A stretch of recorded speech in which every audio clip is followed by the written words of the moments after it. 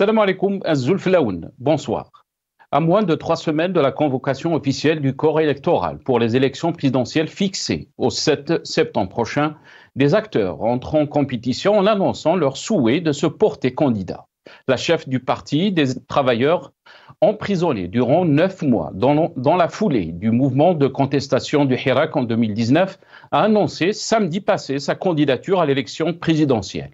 Le Parti des travailleurs a accordé son investiture à Louisa Hennoun, déjà candidate en 2004, 2009 et 2014. Pour sa part, le secrétaire général de l'Alliance nationale républicaine ANR, Belkacem Sahli, a annoncé récemment sa participation à l'élection présidentielle au nom d'une coalition de 7 formations politiques dénommée Groupe des partis pour la stabilité et les réformes. Pour rappel, Zoubida Assou, avocate et présidente de l'Union pour le changement et le progrès, l'UCP, a été la première personnalité politique à s'engager dans la course.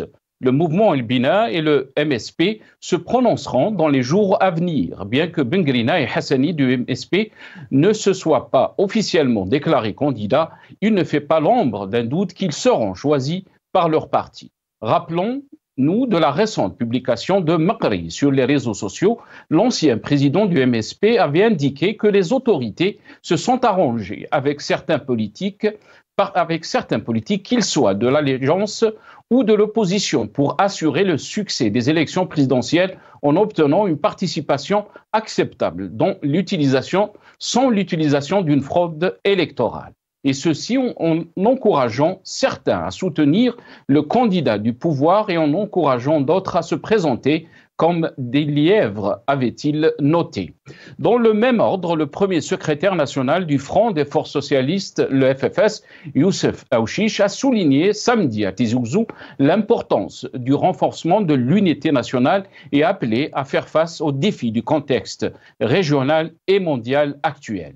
Le FFS, conscient des menaces qui guettent le pays, n'a jamais cessé d'interpeller et de tendre la main aux autorités et forces vives du pays pour parachever la construction d'un projet national commun dans lequel s'identifieront tous les Algériens avec leurs différences, dira-t-il.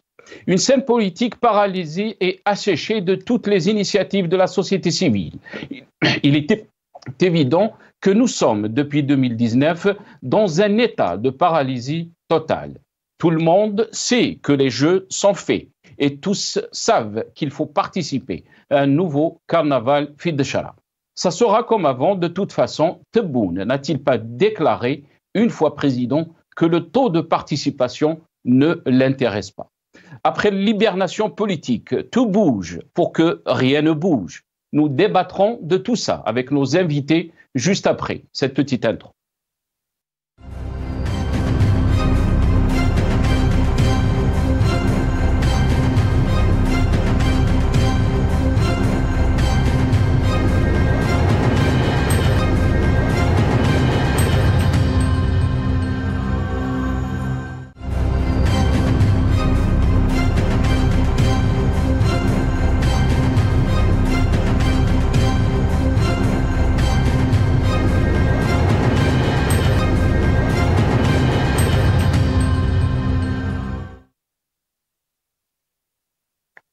Présidentielle 2024, tout bouge pour que... C'est le titre de notre émission pour ce soir. Et pour en parler, j'ai le plaisir d'accueillir dans cette émission Dr Hassan Hirish, docteur en sciences économiques et analyste politique. Il sera avec nous depuis Paris via Skype. Je ne sais pas si Dr Hassan Hirish est avec nous. Non, oui, je suis en train d'arranger la caméra. Très bien. Bonsoir tout le monde. On va vous laisser le temps d'arranger la caméra, Hassan Hirish. On aura aussi le plaisir d'accueillir Nabila Smaïl, qui est avocate, militante politique, militante des droits de l'homme. Elle sera avec nous depuis Alger par téléphone. On aura le plaisir aussi d'accueillir Mohamed Khelfaoui, analyste sécuritaire. Il sera avec nous aussi depuis Alger par téléphone. Je ne sais pas si Mohamed Khelfaoui est avec nous. Non, pas encore. On va, avant de donner la parole à notre ami Hassan Hirish, on va écouter Zoubida Assou, présidente de l'UCP, parti l'UCP, donc présidente Assou, les candidats à l'élection présidentielle du septembre prochain. On l'écoute, Zoubida Assou. هذا الشيء هذا احنا في 2019 كنا ما نشاركوش لأن الظروف ما كانتش مهيئة لهذا الشيء. صارت الانتخابات رغم كل شيء. اليوم شفنا باللي من الانتخابات هذه كنقيموا هل المقاطعة تخدم المواطن، هل المقاطعة تخدم مصلحة البلاد، هل المقاطعة تحسن في أداء الحكومات المتعاقبة والحوكمة وتغيرت الحوكمة في بلادنا. نقولوا لا. وعلى هذا أنا بكل مسؤولية بكل روح مسؤولية نشوف اليوم باللي ما عندناش الحق أننا نخليو الشعب هذا دائما في انتظار دائم ومتى يحن الفرج باش نقولوا احنا استناو لعودش السلطة تفهم وتفتح شوية المجال. قلنا إذا نحبوا نديروا السياسة نروحوا ندخلوا المعترك ونروحوا ننافسوا المرشح تاع السلطة بطرق سلمية عن طريق الصندوق. هذا ما كان. هل ما معنى تفتح المجال أستاذة؟ نعم. ما معنى تفتح المجال للسلطة؟ لأنه كاين الآن بعض الأحزاب السياسية وربما حتى يعيبوا علي أنا وبعض المواطنين وهذا من حقهم لأنه الإنسان كيعود سياسي يتقبل كل الآراء ويتقبل الانتقاد هذا أمر طبيعي. يقول لك علاه السيدة عسول لو كانت ترشح راك تمدي شرعية للسلطة القائمة بصح السلطة كما شاركناش في 2019 دارت الانتخابات ودارت الرئاسيات ودارت التشريعيات ودارت الاستفتاء. يعني جدوى المقاطعة لم تحقق أي هدف. لم تحقق أي هدف. إذا السلطة مش محتاجتني أنا باش نعطيها شرعية ولكن بالمقابل اليوم ما هو منتظر من طرف المواطنين واش يستناو من الطبقة السياسية؟ يستناو منها أنها تقدم لهم بديل آخر غير المقترحات والتوجه تاع السلطة. Zoubida Assoul, donc la présidente de l'UCP, dans ses déclarations. Hassan Hiresh, est-ce que vous êtes avec nous, Hassan Hiresh? Bonsoir, je vous entends. Et je ne sais pas si vous me voyez. Est-ce qu'il y a assez de lumière? Oui, on vous entend, on vous voit très bien. Hassan Hiresh, je rappelle que vous êtes donc docteur en sciences économiques, analyste politique. On vient juste d'entendre Zoubida Assoul, Hassan Hiresh, donc l'argument qui a été avancé par Zoubida Assoul, qu'il ne faut pas boycotter cette élection prochaine, présidentielle, et qu'on a boycotté dans le passé et ça n'a rien ramené. Donc il faut participer. Qu'est-ce que vous en pensez par rapport à ces déclarations, Hassan Hiresh? Écoutez, c'est extrêmement difficile parce que je n'ai pas les mêmes éléments d'analyse qu'elle. Peut-être qu'elle possède un certain nombre d'informations que moi je ne possède pas. Elle est une femme politique, nationale, elle est connue. C'est quelqu'un qui a énormément d'expérience, elle est intelligente et voilà. Donc, ceci dit, par rapport à ce qu'elle avance, c'est extrêmement délicat, y compris pour elle. Parce que, à contrario, il y a eu des périodes aussi où nous n'avons pas boycotté, où nous avons voté massivement, et ça n'a pas empêché qu'il y ait des fraudes, ça n'a pas empêché qu'il y ait un détournement justement des voix populaires, de la souveraineté nationale, de la souveraineté populaire, pardon. Et donc, il est extrêmement de dire aujourd'hui que c'est bien de se présenter ou c'est bien de ne pas se présenter ou c'est bien de voter ou c'est pas bien de ne pas voter. Parce que nous n'avons pas les éléments nécessaires d'analyse, c'est-à-dire il n'y a aucun engagement sérieux de la part des décideurs, de la part des responsables de l'État, qu'ils soient le président, ou que ce soit les ministres, que ce soit les porte-paroles, que ce soit les vrais décideurs, ainsi de suite. Nous n'avons aucune espèce d'assurance que ces élections-là seront des élections non seulement transparentes, non seulement des élections équitables, mais surtout des élections inclusives où les gens pourront participer sans qu'ils soient filtrés par une commission ou une autre et qu'ils puissent avoir accès aux moyens de l'État, parce que nous savons que depuis l'indépendance, à chaque fois qu'un président déjà en place se représente, il utilise les moyens de l'État, alors que les autres candidats, évidemment, ont des moyens totalement dérisoires. Or, nous savons qu'une élection se passe avec les moyens. Nous voyons par exemple comment dans les démocraties occidentales, comment des milliards sont mis au profit des candidats pour qu'il y ait justement émergence de certains candidats. Donc aujourd'hui, on est dans le flou. Il est extrêmement difficile de vraiment de dire de façon objective si cette élection vaut la peine pour qu'on puisse aller aux urnes ou c'est une élection factice, un théâtre habituel que nous avons malheureusement connu de nombreuses fois depuis 1962 et même avant. Très très bien. Restez avec nous, Hassan Hirish. On a été rejoint par Si Mohamed Khelfaoui, analyste sécuritaire. Il est avec nous depuis Alger par téléphone. Si Mohamed, marhaba bik. Merci beaucoup d'avoir accepté l'invitation. مساء الخير سي ناصر، مساء الخير على الضيوف، مساء الخير على المتابعين. مساء النور، مرحبا بك سي محمد. سي محمد, on est en train d'observer la scène politique qui est en train de bouger après hibernation, si on peut la qualifier ainsi. Des chefs de parti qui sont prononcés candidats à l'élection présidentielle prochaine. On va écouter dans ces déclarations, on va réécouter parce qu'on a fait passer la vidéo, donc les déclarations de Zoubida Assoul concernant donc l'élection présidentielle prochaine. هذا الشيء هذا احنا في 2019 كنا ما نشاركوش لأن الظروف ما كانتش مهيئة لهذا الشيء. صارت الانتخابات رغم كل شيء. اليوم شفنا باللي من الانتخابات هذه كنقيموا هل المقاطعة تخدم المواطن، هل المقاطعة تخدم مصلحة البلاد، هل المقاطعة تحسن في أداء الحكومات المتعاقبة والحوكمة وتغيرت الحوكمة في بلادنا. نقولوا لا. وعلى هذا أنا بكل مسؤولية بكل روح مسؤولية نشوف اليوم باللي ما عندناش الحق أننا نخليو الشعب هذا دائما في انتظار دائم ومتى يحن الفرج باش نقولوا احنا استناو لعودش السلطة تفهم وتفتح شوية المجال. قلنا إذا نحبوا نديروا السياسة نروحوا ندخلوا المعترك ونروحوا ننافسوا المرشح تاع السلطة بالطرق السلمية عن طريق الصندوق. هذا ما كان. هذا ما كان. On a entendu donc Zoubida Assoul. Là, on va écouter bien sûr la chef de parti du PT, Louisa Hannou.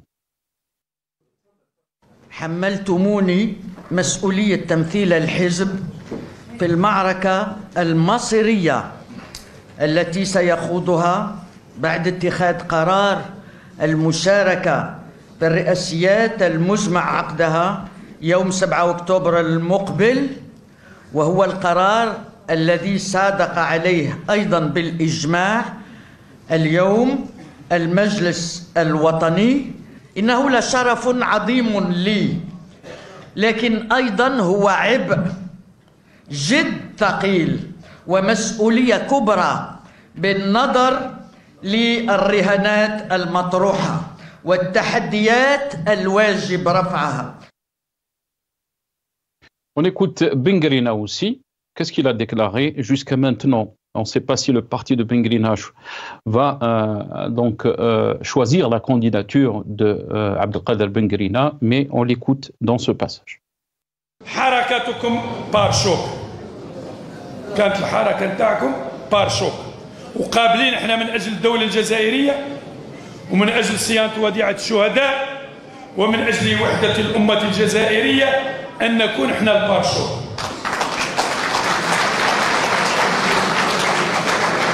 وقابلين في حركة البناء الوطني أن نكونوا احنا الجوان كيلاس اللي يحترق وما يحترقش الكيلاس.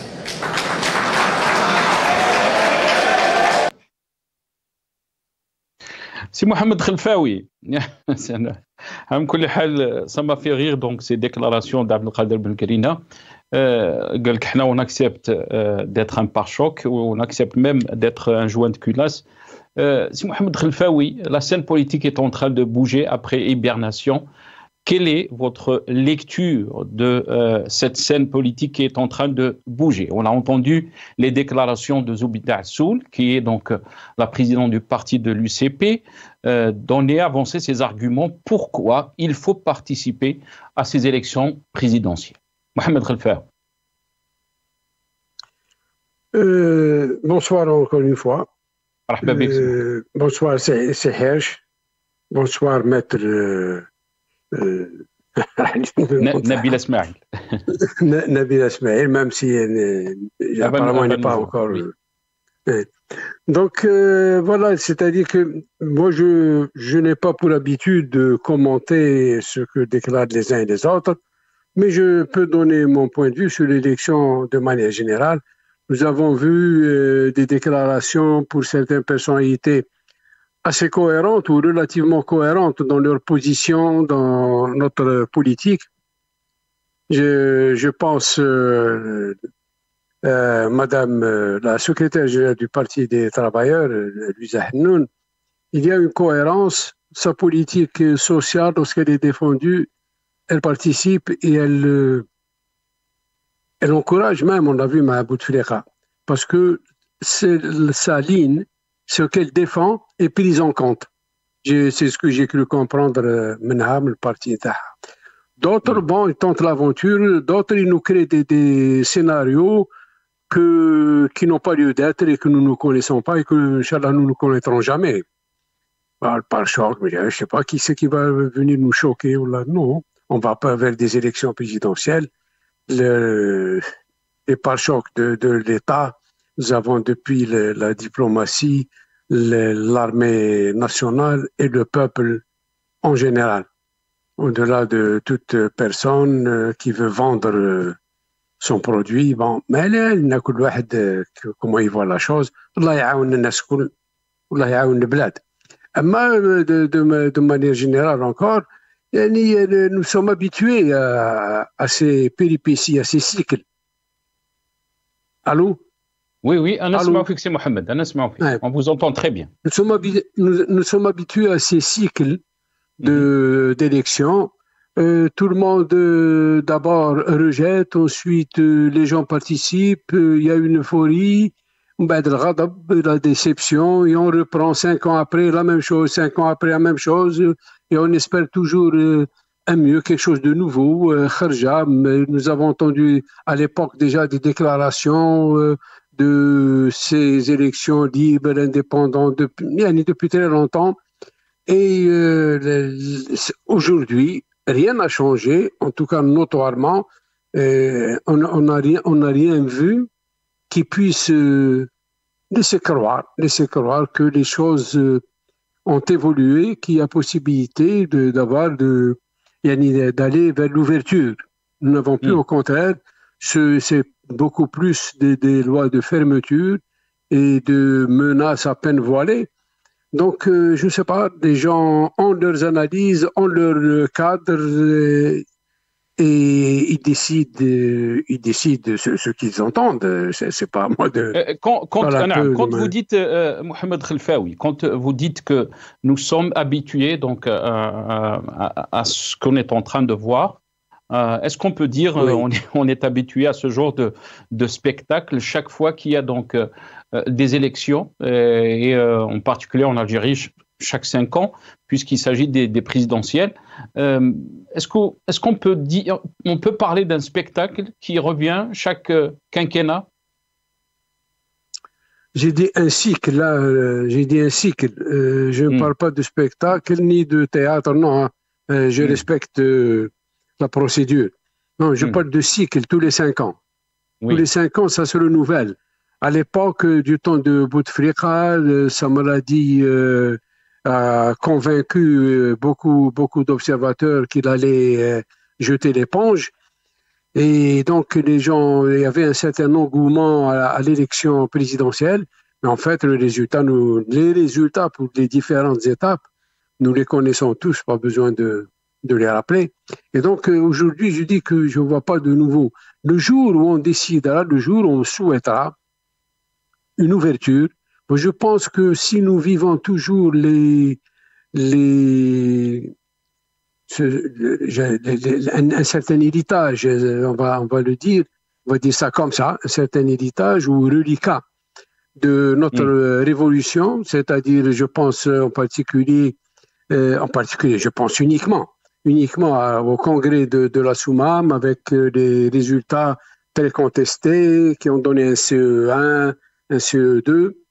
Et ces résultats contestés, je crois que nous vivons toujours toujours les conséquences ou toujours les positions fermes qui n'ont pas bougé du temps de la Révolution. When l'armée donc a pris la chose en main, quand je dis l'armée, l'ALN et le FLN ALN, bon, contre certaines options.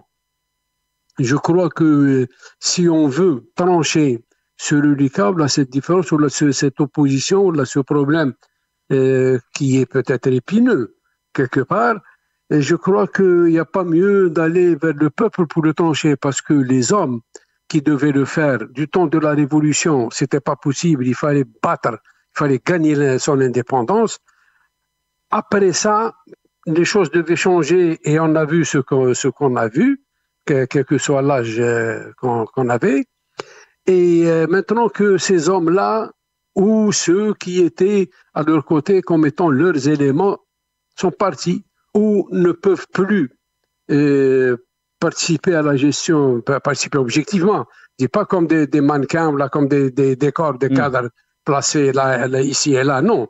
Mais effectivement, comme dans les années 60-70 en particulier, ces gens-là sont partis. Ceux qui sont morts, Allah yarhamhum, Allah yusa'alihim, Allah yaj'al min ahl jannah.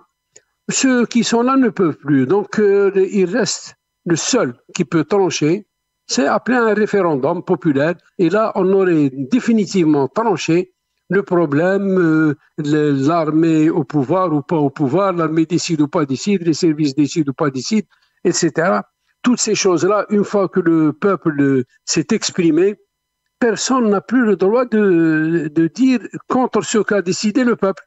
Et peut-être là, nous aurons, même si on reste comme on est, mais nous irons avec satisfaction. Le peuple a décidé que les choses restent ainsi. Est-ce que le mode de gouvernance, est-ce que le mode de gouvernance n'a pas changé depuis 62 C'est ce que je suis en train de comprendre. C'est ce que vous êtes en train de dire. Et ce mode de gouvernance est dépassé par le temps. Non, je ne dis pas depuis 62. Moi, j'essaie de dire que ce système dévoyé, ce système que le peuple a rejeté à plusieurs reprises, même si on cherche à trouver autour de soi les bons à rien et les risques tout autour du pouvoir. Et ce que je veux dire, lorsque le problème de la primauté du politique sur le militaire a été posé, ça ou ça, il y a eu donc un rejet total dans le détail et globalement, dans sa globalité. Donc c'est ça ce que je dis, c'est ça le reliquat auquel je pense. Et c'est pour ça que je dis que le référendum peut trancher définitivement la question. Soit on continue, soit on change, c'est-à-dire prêt à l'ouverture. Mais là, c'est-à-dire que les gens puissent se remettre en cause et dire que peut-être ça pourra aller mieux et que le peuple, c'est lui l'Algérie, c'est lui l'État. Très bien. Voilà. Restez avec nous, Mohamed Khelfaoui.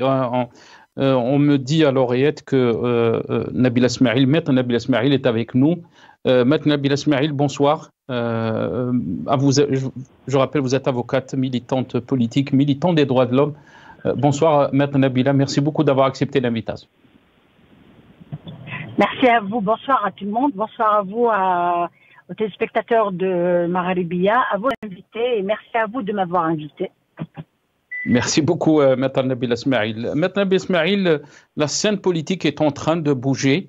J'aimerais avoir votre aperçu. Qu'est-ce que vous en pensez? Mais avant de vous donner la parole, on va essayer de revenir sur la réunion, le meeting qui a été tenu par le FFS à Tizi Ouzou. Le FFS appelle au renforcement de l'unité nationale dont vous êtes en train de voir le titre. Un autre titre peut-être aussi العرب الانغلاق سياسي لا يشجع أحزاب المعارضة على خوض الانتخابات الرئاسية في الجزائر.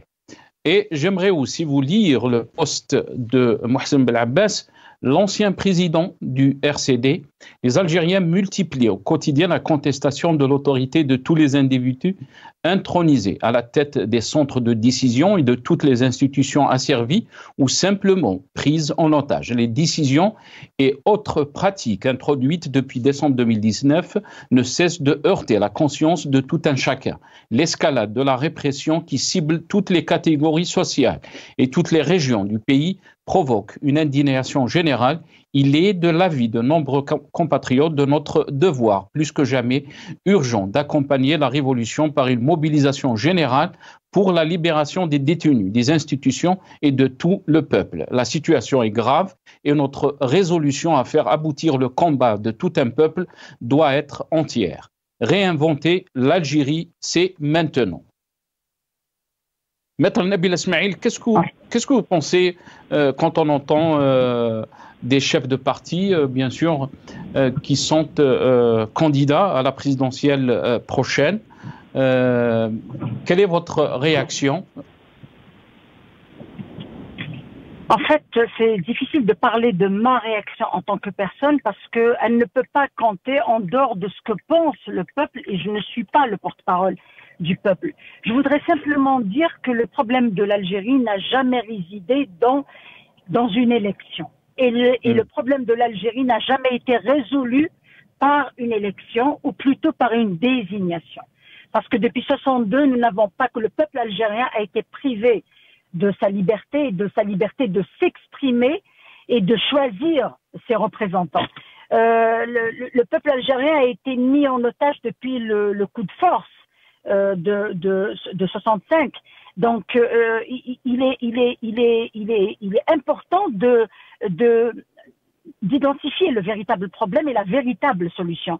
Je poserai la question autrement en disant est-ce que la désignation de Monsieur Tebboune en tant que chef de l'État par Gaïd Salah a résolu le problème et a répondu favorablement aux revendications du Hirak. La seule chose qui a été obtenue par la révolution pacifique du Hirak, c'était l'éviction de Bouteflika, et Bouteflika a été évincé parce qu'il ne faisait plus le jeu de ceux qui lui ont permis de faire un deuxième, troisième, quatrième, cinquième mandat.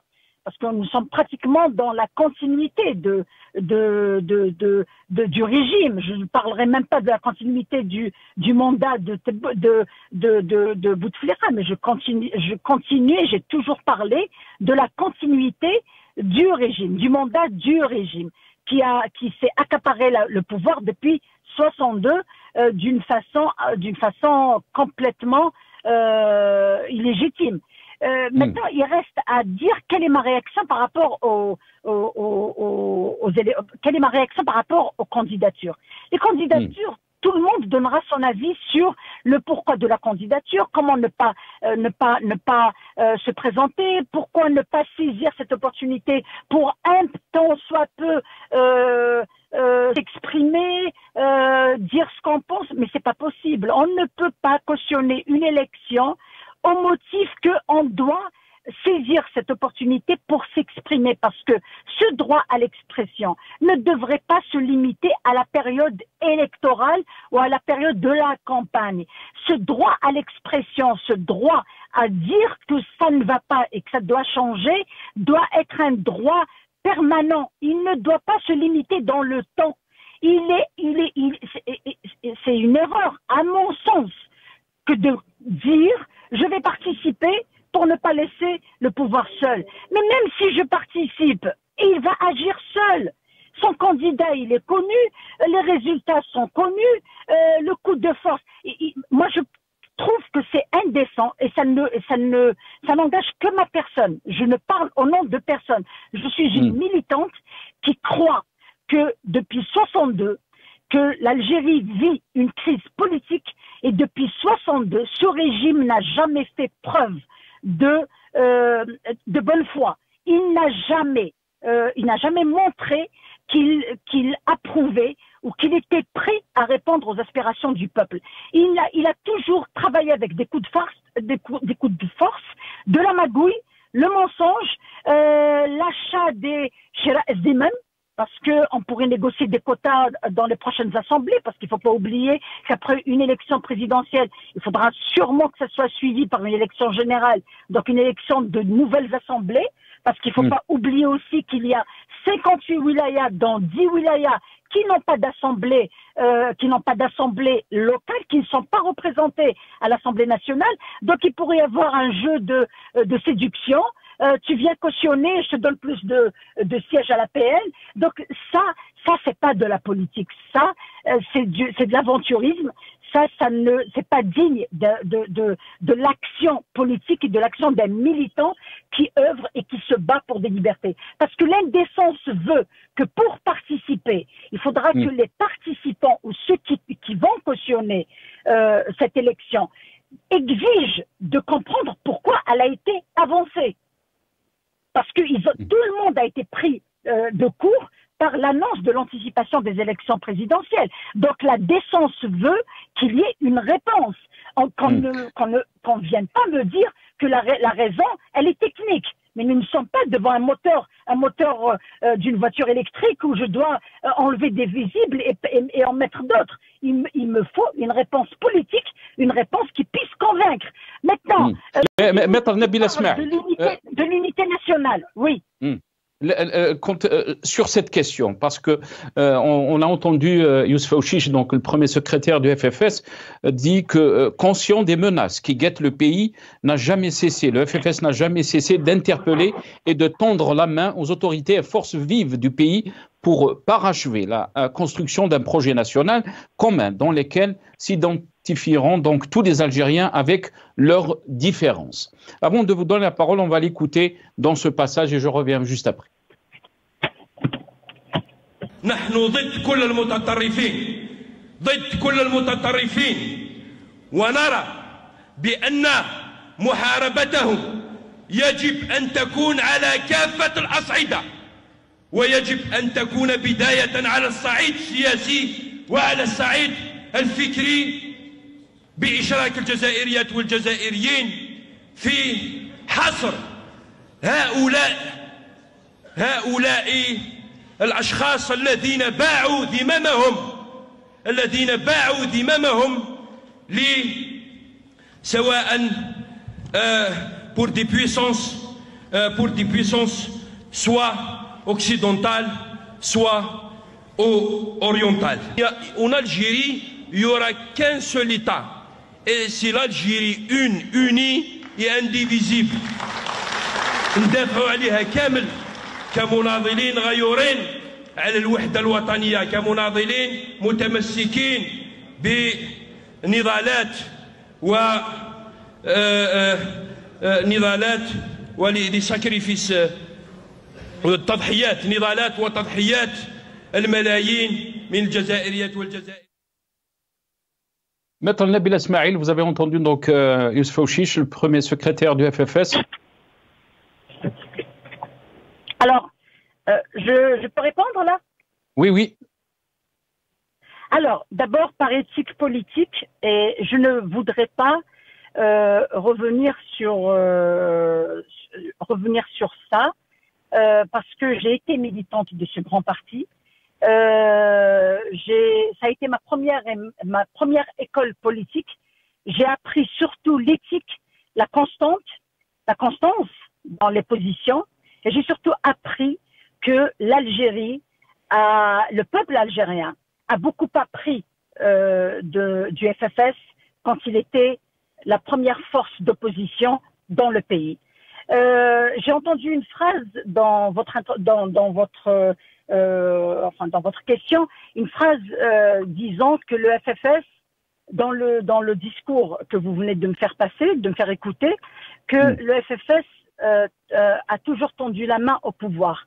Le FFS que je connais, auquel j'ai appartenu, a toujours exigé du pouvoir de respecter le peuple et sa volonté et sa décision et ses libertés. On ne tend pas la main à un pouvoir qui continue de réprimer, qui continue d'élaborer des textes et des lois liberticides qui empêchent le citoyen de vivre dignement dans son pays. On ne peut pas tendre la main à un pouvoir qui n'arrive pas à admettre qu'il y a un peuple qui a manifesté pour un changement pacifique et pour un changement qui puisse respecter son droit à la citoyenneté. On ne peut pas tendre la main. Cette phrase, elle est lourde de sens parce que le FFS a toujours exigé, a toujours été une force d'opposition et de proposition. Qu'est-ce que dans ce discours, qu'est-ce qui est proposé au pouvoir pour éviter au pays le chaos? Il n'est pas question d'être le porte-parole du pouvoir quand on est la première force d'opposition au pays. Il n'est pas question de reproduire le discours du pouvoir en essayant de garder le FFS comme la contre-force ou l'anti-MAC. C'est tout le peuple algérien qui est contre le MAC. C'est tout le peuple algérien qui est contre les idées du MAC.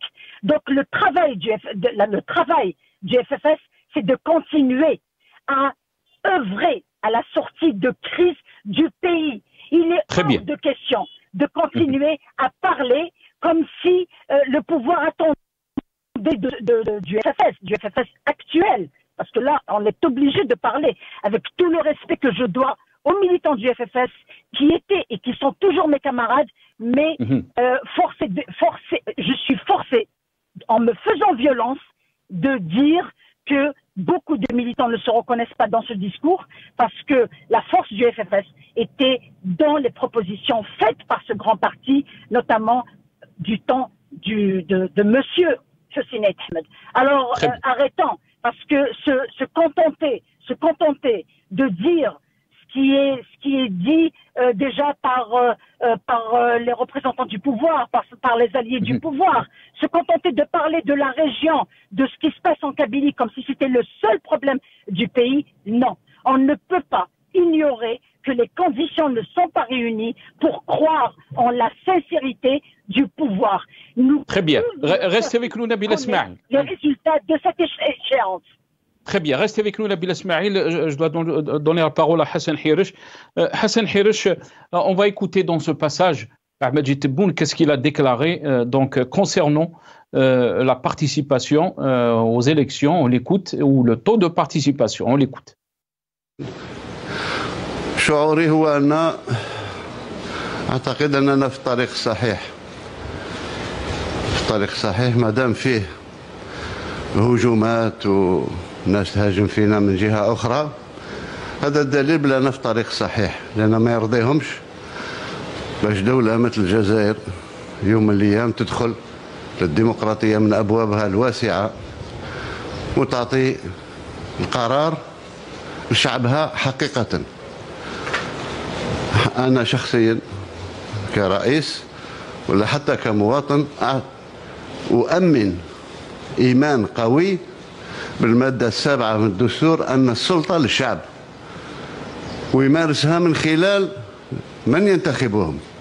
إذا اليوم رانا في المادة الثامنة تاع الدستور، اللي بغى يقاطع هو حر، ما نقدرش نفرض عليه أنا باش هذا واجب وطني.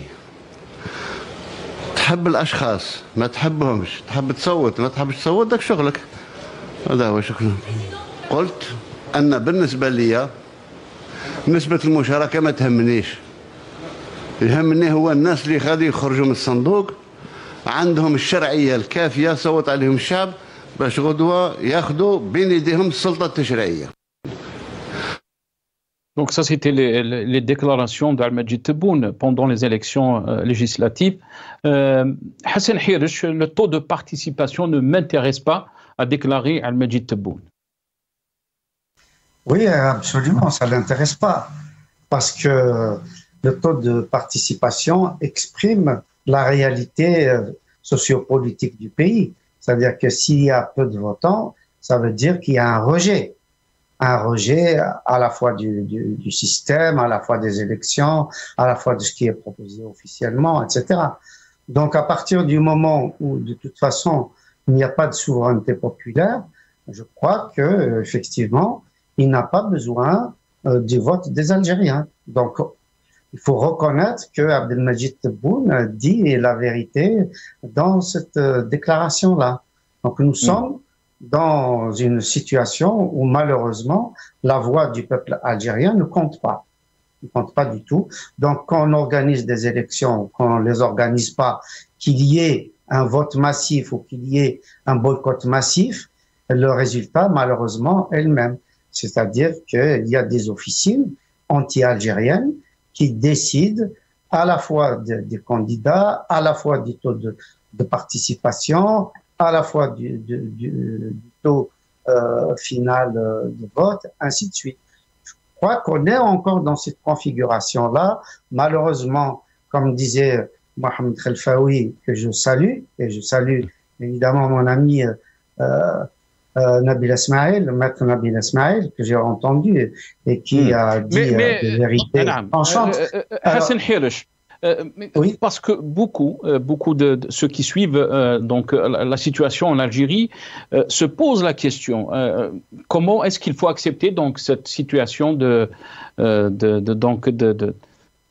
fait qui est donc la continuité du régime où je vous ai lu donc le post de Mohsen Belabbès qui dit que la situation est grave et notre résolution à faire aboutir le combat de tout un peuple doit être entière. Réinventer l'Algérie, c'est maintenant. Oui, je souscris à ce qu'a dit Mohsen Belabbès, qui est un homme politique totalement sage, qui est proactif, qui est visionnaire, qui est responsable, totalement responsable. Mais la réalité est que aujourd'hui, les tenants du pouvoir ont peur d'un changement, ont peur de perdre leur place, ont peur de perdre leurs privilèges. On ne sait pas qui, au sein du pouvoir, veut le maintien de ce système, qui, parmi les décideurs, veut un réel changement. Nous savons qu'à l'intérieur, il y a aussi des divergences d'opinion, des divergences au niveau des perspectives. Et donc, aujourd'hui, nous assistons de façon impuissante au fait que les décideurs sont complètement sourds aux appels du peuple algérien. Il y a eu des manifestations pendant pratiquement 2 ans, toutes les semaines, et même 2 fois par semaine, en sachant qu'il y avait le vendredi, donc au niveau populaire, le mardi des universitaires, qui indiquaient par un certain nombre de mots d'ordre, qui indiquaient la voie à suivre, c'est-à-dire tout simplement un état de droit, tout simplement un changement de système qui aille vers la démocratie, vers la souveraineté populaire. Et malheureusement, ça a toujours été l'inverse qui a été élaboré. On a même abouti à une répression que nous avons rarement connue dans l'Algérie indépendante. Des gens sont accusés pour des raisons totalement fallacieuses. Les avocats qui ont défendu des dossiers nous ont montré que ces dossiers-là étaient complètement vides. Parmi ces avocats-là, Nabil Esmaïl, qui était une des avocates les plus dynamiques, eh ben, nous avons appris d'eux. Et moi, j'ai appris d'elle, en tout cas, que pratiquement tous les dossiers, y compris ceux qui ont été condamnés à mort, les dossiers étaient vides. Il y a eu donc des pièces qui ont été préfabriquées, où il y a eu des préjugés, il y a eu des condamnations beaucoup plus politiques, des condamnations qui ont rapport beaucoup plus aux opinions que des condamnations sur des faits. Donc nous sommes malheureusement dans une situation où la justice est manipulée, est instrumentalisée, la presse, qu'elle soit écrite ou audiovisuelle, est instrumentalisée, les organisations, les syndicats sont instrumentalisés, beaucoup de partis politiques qui sont satellites du pouvoir sont instrumentalisés. Donc, il n'y a pas une volonté aujourd'hui des pouvoirs publics, des décideurs, pour que le peuple algérien retrouve sa souveraineté, pour que l'Algérie soit un exemple dans le monde, comme elle a été un exemple pour la lutte de libération nationale. Donc nous attendons évidemment de la part d'Abdelmajid Tebboune, qui a toutes les prérogatives en tant que président de la République, quelle que soit la nature de l'élection qu'il a portée au pouvoir, quels que soient les groupes de pression qui l'ont porté au pouvoir, eh ben, aujourd'hui, il peut décider qu'on puisse passer à un autre système, qu'on puisse passer à de véritables élections, à une ouverture politique, qu'on puisse avoir effectivement la possibilité de montrer aux Algériens, au monde entier, que les élections peuvent être transparentes, fiables, équitables, etc. Pour le moment, ce n'est pas le cas. Pour le moment, malheureusement, on assiste. Désolé, Hassan Hirsch, parce qu'on est... C'est très important ce que vous êtes en train de dire. Juste, on est un peu pressé par le temps. Je ne sais pas si Mohamed Khelfaoui est avec nous. Mon dernier mot, c'est juste pour te dire que tout reste possible. Tout reste possible, absolument. Mohamed Khelfaoui, est-ce que vous êtes avec nous? Non, on a perdu Mohamed Khelfaoui, désolé. Nabil Esmaïl, très rapidement, le mot de la fin. Est-ce que cette élection présidentielle changera quelque chose?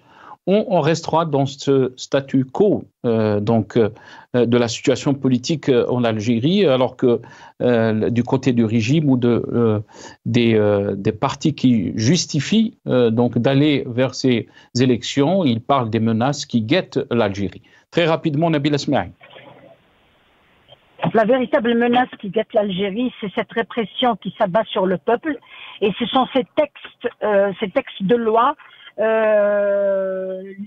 instaurés et légiférés par une assemblée qui n'a aucune légitimité.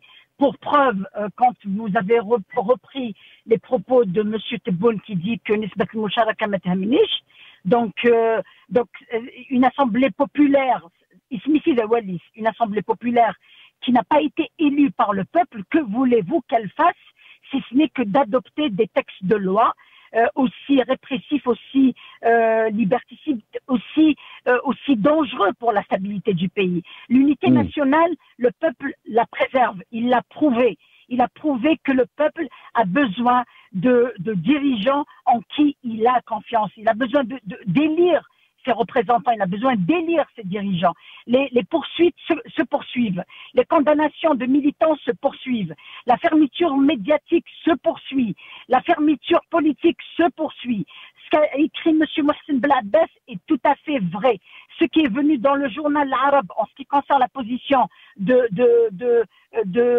RCD par son président est aussi vrai. Il n'y a pas de conditions propices pour tenir des élections fiables et des élections qui puissent répondre aux aspirations du peuple. Mais il reste toujours, je m'excuse, je dois dire ça, il reste toujours que le Hirak a réussi à lancer la révolution de l'éveil. Ma'arakatul Wa'i. Merci. Elle est lancée, beaucoup. Personne ne peut l'arrêter. Le peuple a compris. Merci beaucoup, Maître Nabil Esmaïl. Merci à vous. Merci à Hassan, docteur en sciences économiques, analyste politique. Merci aussi à Mohamed Khelfaoui, qu'on a perdu, analyste sécuritaire. Merci à vous, chers téléspectateurs, d'avoir suivi cette émission.